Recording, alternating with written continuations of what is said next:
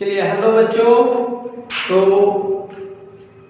पिछले वीडियो में हम लोगों ने देखा था कि किस प्रकार से नेपोलियन बोनापार्ट यूरोप में राष्ट्रवाद के भावना को जगाया और प्रचार प्रसार किया। उसके बाद जो है आज हम लोग करेंगे लेक्चर 2। जब नेपोलियन बोनापार्ट जो था राष्ट्रवाद का प्रचार प्रसार कर रहा था, उसी समय जो है कुछ देश जो थे से इकट्ठा हो रहे थे और नेपोलियन बोनापार्ट जो चीजें कर रहा था उसको हराने के लिए इन लोग एकजुट हो रहे थे।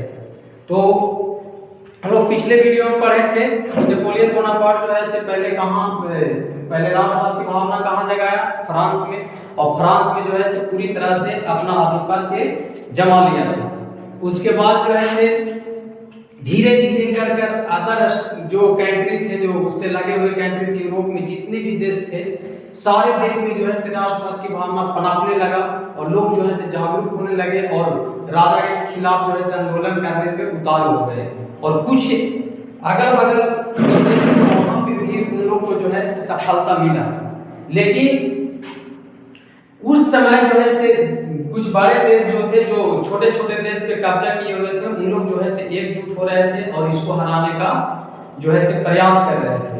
तो आज हम लोग जो है देखेंगे लेक्चर 2 में रूढ़िवाद की पुनर्स्थापना। पुनर्स्थापना मतलब जो पहले का जो व्यवस्था था, जो पहले राजा लोग कर रहे थे, जैसे लुई सोलामा हो गया या बुर्बो राजवंश के जितना भी शासक आए, सारे शासक जो थे जिस प्रकार से पहले की व्यवस्था लागू किए थे, वही व्यवस्था को दोबारा से स्थापना करने का प्रयास किया गया है। रूढ़िवाद का मतलब होता है पुराने जो व्यवस्था है या पुराने जो आपका संस्कृति है उस पे चलने का जो चलता है उसी को बोलते हैं रूढ़िवाद। रूढ़िवाद का पुनर्स्थापना जो है करने का प्रयास किया गया। ये कहां से शुरू हुआ? तो चलिए आज हम लोग जो है सेकेंड लेक्चर में देखेंगे। इसमें जो है सबसे पहला पॉइंट है वीना कांग्रेस या वीना की संधि। वीना कांग्रेस या वीना की संधि क्या है? तो नेपोलियन बोनापार्ट जिस प्रकार से जो बढ़ रहा था, सारे देश पे धीरे धीरे कब्जा करते जा रहा था, एक करके सारे देश पे जो है कब्जा कर रहा था। उसी समय जो है एक युद्ध होता है, उस युद्ध का नाम था वाटरलू की युद्ध। वाटरलू का युद्ध इसका नाम था। इस युद्ध में ये जो युद्ध है वो वीना में हुआ था। कहां हुआ था बाबू? वीना में। वीना कहां है? तो वीना जो है आपका किसका राजधानी है? ऑस्ट्रिया की राजधानी ना। ऑस्ट्रिया की राजधानी वीना नगर में एक युद्ध होता है। वीना नगर में एक युद्ध होता है। उस युद्ध को जो है हम लोग वाटरलू का युद्ध कहते हैं ना। इस युद्ध में नेपोलियन बोनापार्ट को पूरी तरह से जो है पराजय हो जाता है, यानी कि पूरी तरह से हार जाता है। और उसके बाद जो है नेपोलियन बोनापार्ट जितनी भी चीजें लाया था, जो नया व्यवस्था जो लाया, जो आपको पिछले क्लास में बताया भी है कि नया संविधान बनाना, जो है शिक्षा पे ध्यान देना, जो रास्ता वगैरह है उसको में सुधार लाना, यानी कि शहीदों को नमन करवाना, इस प्रकार से जो भी चीजें लाया था उसको जो है उसके बाद वाटरलू का युद्ध के बाद जो है तो उसको क्या कर दिया जाता है? समाप्त कर दिया जाता है ना। 1815 में हुआ था वाटरलू का युद्ध, इसको याद रखिएगा बाबू। यहीं से है तो वीना कांग्रेस क्या है, यहीं से देखिए 1815 में वाटरलू का युद्ध हुआ जिसमें नेपोलियन बोनापार्ट का पराजय होता है। यानी नेपोलियन बोनापार्ट जो है पूरी तरह से हार जाता है। और इसको हराने वाले जो देश थे वो कौन-कौन देश थे? ये 4 देश का संघ था, ब्रिटेन, रूस, फ्रांसा और ऑस्ट्रिया। ब्रिटेन, रूस, फ्रांसा और ऑस्ट्रिया, आपको याद रखना है ये चारों देश जो है मिल करके किसको हराते हैं? नेपोलियन बोनापार्ट को हरा देते हैं। ठीक है।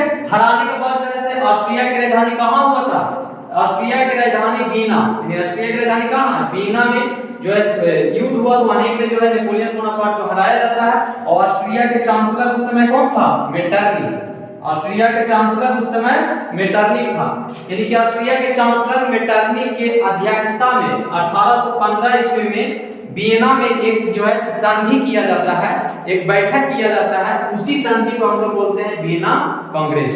ठीक है। इस संधि में जो है बहुत सारे जो है लोग आपस में जो है निर्णय लेते हैं कि जो भी नेपोलियन बोनापार्ट जो है काम किया है, जो भी नेपोलियन बोनापार्ट बदलाव किया है, उसको क्या कर देना है? उसके द्वारा लाए गए बदलाव को समाप्त कर देना है। तो एक क्वेश्चन आपका था, एक क्वेश्चन आपका एग्जाम में आता है कि वीना कांग्रेस या वीना की संधि किया है, तो आपको याद रखना है कि वीना कांग्रेस या वीना की संधि जो है कब हुआ था? 1815 ईस्वी में वीना ऑस्ट्रिया की राजधानी वीना में 4 देशों ने मिलकर एक संधि करता है, ब्रिटेन, रूस, फ्रांस और ऑस्ट्रिया।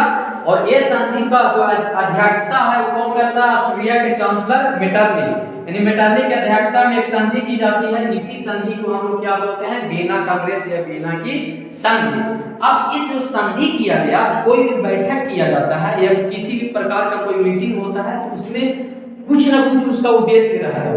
क्या कि हम लोग मीटिंग जो किए हैं या बैठक जो संधि कर रहे हैं, ये संधि का उद्देश्य क्या है? तो ये जो वीना का जो संधि हुआ था, इसका मुख्य उद्देश्य क्या था? ये भी एग्जाम में पूछता है। इसका मुख्य उद्देश्य यही था कि नेपोलियन द्वारा लाए गए बदलाव को, जो नेपोलियन बदलाव लाया था, नेपोलियन बोनापार्ट जो है, यूरोपीय जो राजनीति है, यूरोप के जो राजनीति था, उसमें जो बदलाव लाया था नेपोलियन बोनापार्ट, उसके द्वारा जो बदलाव लाया गया उसको समाप्त करना, यानी पूरी तरह से उसको समाप्त करना। और पूर्व शक्ति मतलब क्या? पहले का शक्ति जो पहले जैसे चलता था, जैसे राजा महाराजा लोग जिस प्रकार से राज करते थे, जिस प्रकार से गरीब जनता को सताते थे, यानी जनता पर राज करते थे, उस शक्ति को दोबारा से क्या करना?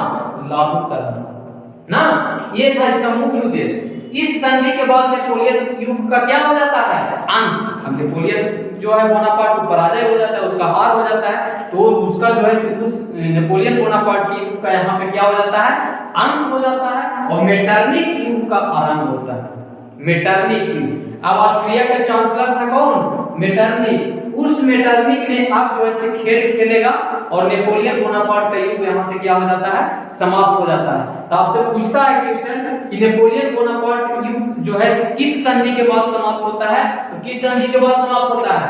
वियना के संधि के बाद। कब? 1815 ईस्वी में। ठीक है, इसके बाद जो है इस संधि किया जाता है। संधि में नेपोलियन बोनापार्ट द्वारा जो भी चीजें लाया जाता है उसको समाप्त कर दिया जाता है, और समाप्त करने के बाद पूर्व शक्ति फिर से क्या कर दिया जाता है? लागू कर दिया जाता है।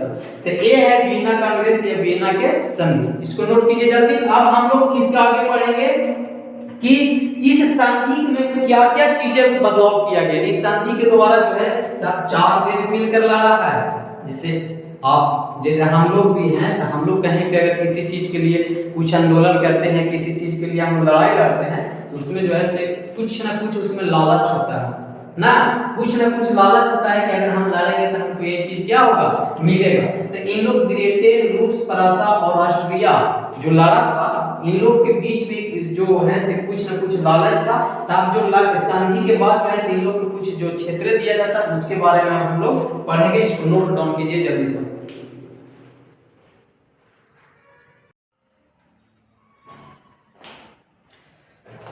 यानी कि इसमें जो है क्या किया गया? फ्रांस को उसके पश्चिमी सीमा पर अनेक नया और महत्वपूर्ण क्षेत्र दे दिया गया। तीसरा, इटली को लघु राज्यों में विभक्त कर दिया गया। इसी को हम लोग आगे पढ़ेंगे। इटली का एकीकरण। इटली जो था किधर से था? नेपोलियन बोनापार्ट की तरफ से था। इटली, जर्मनी, फ्रांस ये सब एक तरफ थे। ठीक है, तो इटली जो था उसको जो है लघु राज्यों में विभक्त कर दिया गया, यानी कि राज्य को पूरी तरह से तोड़ दिया गया ना, छोटा छोटा राज्य में बांट दिया गया। और वहां पे जो है मेटरनिक जो है अपना आदमी वहां पे क्या कर दिया? बैठा दिया, यानी कि राज करने के लिए। जिससे क्या होगा कि अगर टूटा हुआ रहेगा तो राष्ट्रवाद की भावना जो है जल्दी नहीं जागृत होगा। ठीक है, इसलिए कहा कि मेटरनिक इटली को छोटे छोटे राज्यों में विभक्त कर दिया। और सिसिली और नेपल्स, 2 जगह सिसिली और नेपल्स जो है बुर्बो वंश के सम्राट फर्डिनेंड को दे दिया ना। जो बुर्बो वंश जो पहले आप लोग जो पढ़े हैं ना, जो हम पढ़ाए थे कि बुर्बो वंश का कौन शासक था? लुई 16वां। उसी के वंश के एक सम्राट थे, राजा फर्डिनेंड, उसको जो है 2 जगह दे दिया, सिसिली और नेपल्स। ठीक है, उसके बाद क्या किया गया? रूस को पोलैंड का एक भाग दिया गया। रूस भी इसमें शामिल था, तो रूस को क्या कर दिया गया कि पोलैंड दे दिया गया कि जाओ तुम पोलैंड में जो है क्या करो? शासन करो। उसके बाद ब्रिटेन को माल्टा, हेलोलैंड, आर्मेनियन द्वीप समूह पर नियंत्रण रखा गया, यानी कि नियंत्रण मिला उसको कि इस पे जो है देख रेख कौन करेगा? कौन देश? ब्रिटेन करेगा। कौन कौन सी जगह पे? माल्टा पे, हेलोलैंड पे, आर्मेनियन पे, द्वीप जो ये आर्मेनियन द्वीप समूह है उस पे, जो है से नियंत्रण कौन करेगा, बिरेटन करेगा, लेकिन बिरेटन की देख रेख में वो जगह रहेगा। ठीक है, उसके बाद छठा जो है से नेपोलियन द्वारा बनाए गए 9 राज्य। नेपोलियन द्वारा कितना राज्य, 9 राज्यों का एक समूह बनाया गया था, संघ बनाया गया था ना, जिसको हम लोग को किस चीज से जानते थे, किस नाम से, जर्मन महासंघ के नाम से जानते थे। नेपोलियन बोनापार्ट जिस समय था उस समय जो है एक संघ बनाया था 9 राज्य को मिला करके, उसको क्या बोलते हैं, जर्मन महासंघ को भंग नहीं किया गया, यानी कि उसको जो है तोड़ा नहीं गया ना। एक तो जुटा हुआ है उसी का ये लोग फायदा उठाया, उस टूटा हुआ चीज पे जो है उसको फिर बनाने का जरूरत नहीं पड़ा ना, जुटा हुआ पहले से था, खाली उस पर अपना अधिकार कर लिया, यानी कि इस पर जो है अप्रत्यक्ष रूप से ऑस्ट्रिया का प्रभाव रहा, यानी कि ऑस्ट्रिया का देख रेख में ये बना रहा। ठीक है, जर्मन महासंघ ना, यही चीज हम लोग 2 चीज आगे भी पढ़ेंगे, जर्मनी का एकीकरण और किसका, इटली का एकीकरण। फिर 7वां पॉइंट है, आप लोग इतना नोट डाउन कीजिए।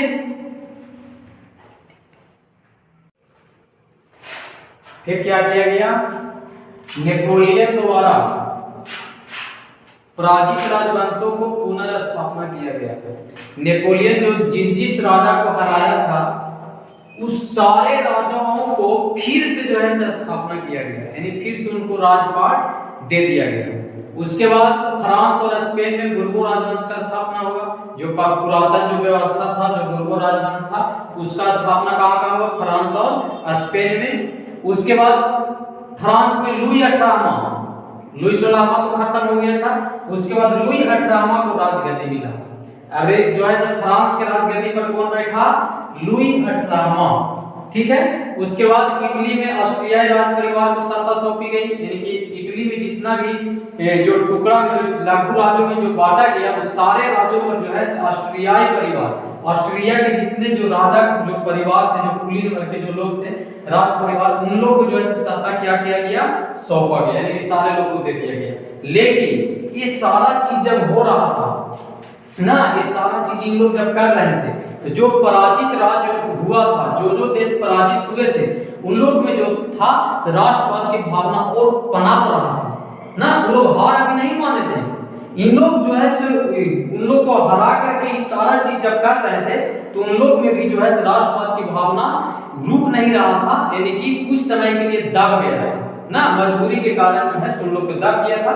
इस प्रकार से जो है से बीना की संधि के बाद जो है ये सारा काम किया गया, ये पुरातन व्यवस्था को लागू किया गया, और पुरातन व्यवस्था लागू होने के बाद ये ज्यादा दिन तक टिका नहीं, क्योंकि जो है से जड़ उसका जो है से पेड़ या पौधा को जब हम बो देते हैं तो जो है से धीरे करके आगे चल के क्या होता है, बढ़ता है। जड़ लगाया हुआ है राष्ट्रवाद का ना, नेपोलियन बोनापार्ट उसका लगा दिया है, अब बच्चा में जो है राष्ट्रवाद की क्या भावना है। तो जो चीजें ये सारा चीज जब हुआ तो उसके बाद जो है राष्ट्रवाद की भावना जो है रुका नहीं था, दब गया था कुछ समय के लिए, तो वो जो था सिर्फ अस्थायी रहा। अस्थायी मतलब कि कुछ ही दिन बाद फिर से क्या हुआ, आंदोलन हुआ। ठीक है, यानी प्रतिक्रियावादी शक्तियों का उदय, यानी प्रतिक्रियावादी शक्तियों का इस प्रकार से फिर से पुनः जो है जो उदय हुआ, और उसके बाद जो है फिर ये जो है अस्थायी रहा। अस्थायी मतलब कुछ ही दिन बाद जो है इसका फिर से क्या हो जाता है,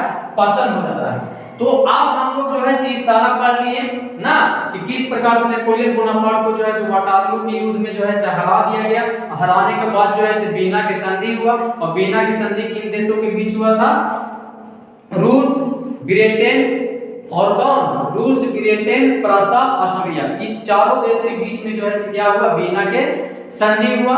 और इसका जो है अध्यक्षता जो है कौन कर रहा था, मेटरनी ना। जिस प्रकार से नेपोलियन खेल रहा था उस प्रकार से अब खेल कौन खेलेगा, मेटरनी। तो यहाँ से जो है नेपोलियन युग का अंत होता है, मेटरनी युग का क्या होता है, आरंभ होता है। अब अगले बार हम लोग जो पढ़ेंगे कि मेटरनी जो है क्या क्या व्यवस्था लाता है। जैसे अभी तो हम लोग पढ़ेंगे कौन सा क्षेत्र किसको मिला ना, कहां पे कौन सा राजा को बनाया गया, कौन सा क्षेत्र किस राज्य को दिया गया। लेकिन आप जो है मेटरनिक जो है कौन सा व्यवस्था लाता है ना, किस प्रकार से वो जो है जनता पे शासन करवाता है राजा से, उसके बारे में जो है अब हम लोग अगले वीडियो में पढ़ेंगे। तब तक आप इसको जो है अपलोड कीजिएगा, और आप लोग जो है इस पे जो है याद वगैरह कीजिएगा और पढ़िएगा इसके बारे में। फिर अगले वीडियो में हम बताएंगे। धन्यवाद।